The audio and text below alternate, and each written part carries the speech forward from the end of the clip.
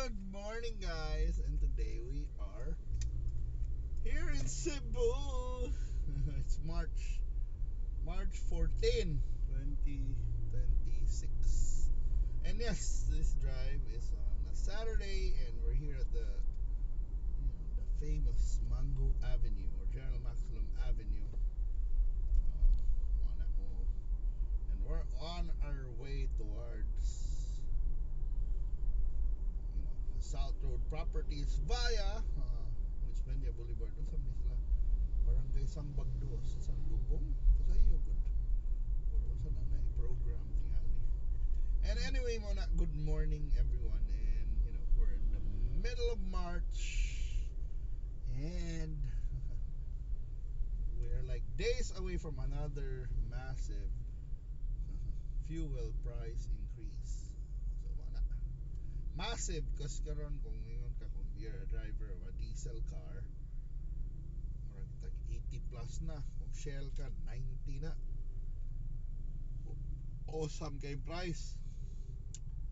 And mauligin ko na it's the next week. Diesel will reach probably 100 per liter. Gasoline will have another massive increase, 60 plus pa karon, but probably it will reach around 80,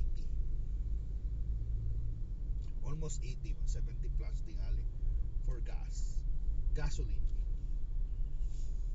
Kahilak ta, pero naptay nagpost ko na someone posted na hilas ko nung Cebuano kay nagpanic buying ko no tag BYD ug mga motor.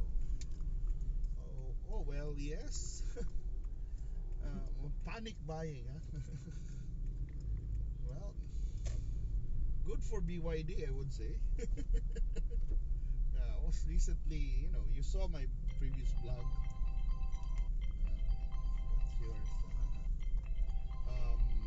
Previous vlogs about what you call it, mga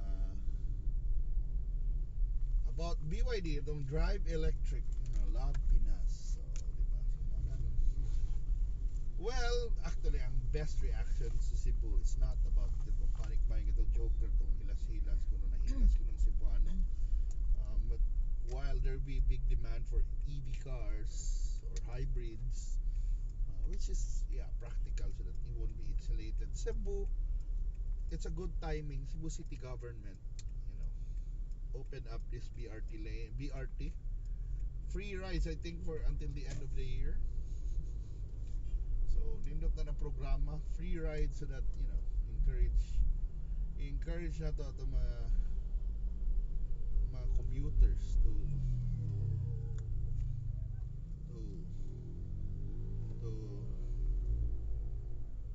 encourage na to mga commuters to ride the BRT. So checking out the traffic here at Jones, because isarado na ang lanes because para na yun is BRT exclusive lane for the bus rapid transit. So mao nang atong tan-awon. Mao na ikuan good timing na. It's good for the commuters na if ever kaning BRT lane ay BRT. Kung may nanagan nun, hindi nakita ni Agi noon, pero maybe on a work day ba naghanag BRT kantay libre ra. Hindi naman BRT na, luoy lang ang mga jeepney na to na operators niyo katong ng competing routes, pero muna. Pero mauli kay diba, increase man gasolina sa taman namin. It's just timely for me. It's just timely. Diba na? I don't know sa weekday traffic kaani ba napiktuhan man ni, but for people who are passing here, the best thing to do is avoid this. Kaya bang kung namoy alternative routes, avoid this. Kung endure lang ta kuan lang. O padayon lang ta. Asa na ta agi diri. So maghuwat ta. Ay traffic light, endure lang ta, medyo kuan lang medyo a bit ay mga kuan na kumpara sa una ba. Nihuot yung daan.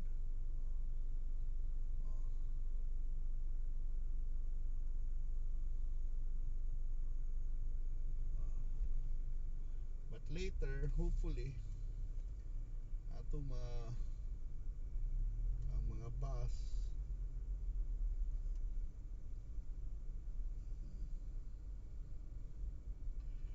ma-figure out lang nila lang system ani.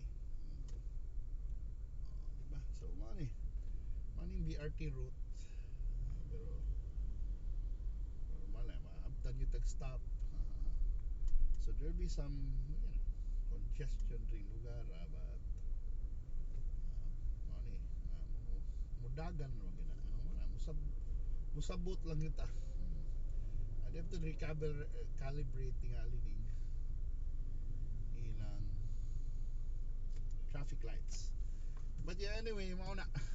So far, morning ko na to reaction. But yes, it's gonna be expensive. So most likely you will see me less driving, drive less. But more kani atong mga ingani na videos ba will more of a commute na, more of a ni sakay tag Green GSM, ni sakay tag taxi, ni sakay tag Grab. Depends. So, diba? You've seen me, several drives na nato where we're on a Green GSM, and also one time we rode a BYD na Grab, diba? Amazing ito.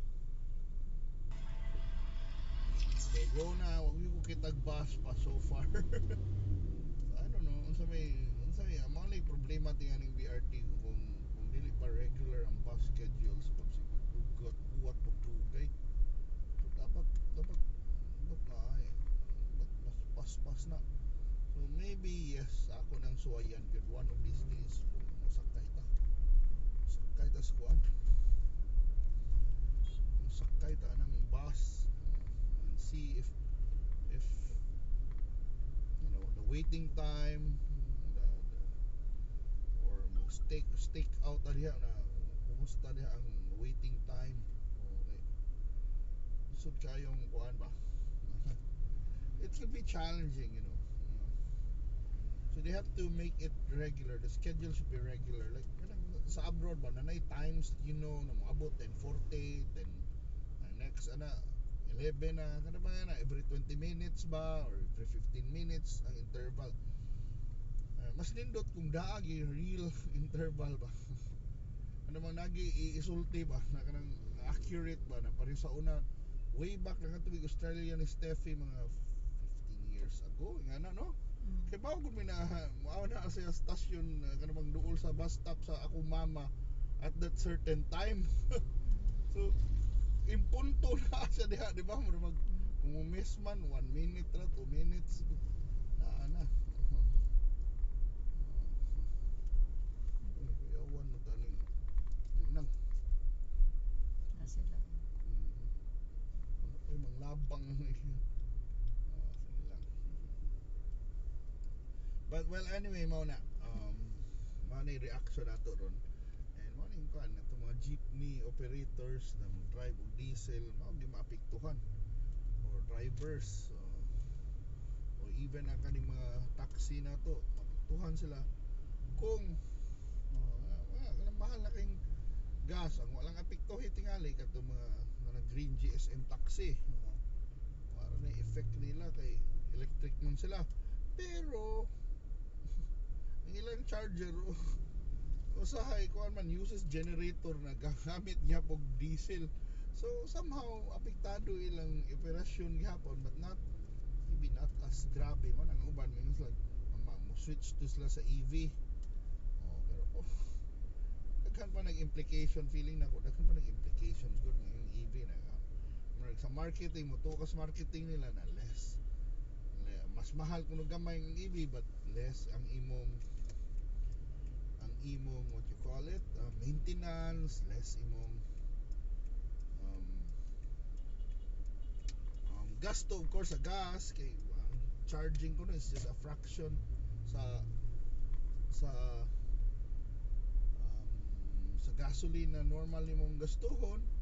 Pero nga ako sa ikuan ana imong i-consider maybe in the future ang resale value na ba na resale value, di ba? Dayon maybe there may be other expenses na pag mo nakitaan, di ba, na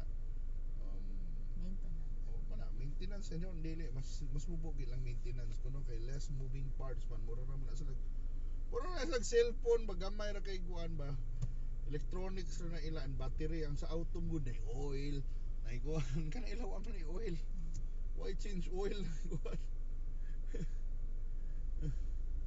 lahi na kuan pa ko lagi ng panghamog gamay pa ko ng maintenance mo kung lagi na resale value would you buy a second hand na one and then ang battery replacement how much di ba those questions can't be answered now di ba not only ang kung sa environmental sad battery replacement battery disposal di ba those things are gonna be issues that na in a way na dapat matubag buhon di ba kay mo kuha na battery disposal di mo gina ninyo ipalabay yung battery bisag asa di ba so sa kuan there could be environmental implications ba ya unsa ng battery kung daghan na kay nagdagan millions of cars mag-ilis og battery every let's say bisag 5 years 6 years di ba we'll see di ba it might create a problem in the future but for now yes na problema ng sibog basura so mao na let me know your thoughts about this price increase in mga fuel and how you are adjusting to it diba? Thank you so much for watching bye bye bye